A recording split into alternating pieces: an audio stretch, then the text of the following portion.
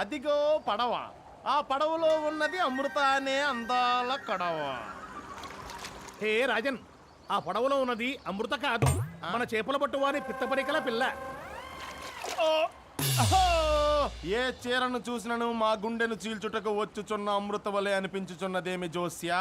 మా గుండె ఇంకెప్పుడు చీలును? మీ గుండె చీలదు రాజన్.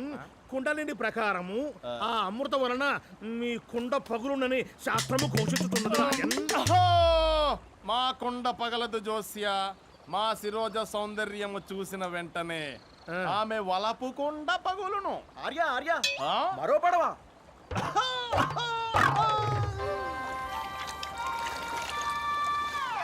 ఆహా! అమృతే అమృత. హే రాజన్, అమృత కాదు, మన కుండలు చేయువాని పిడకల పిల్ల.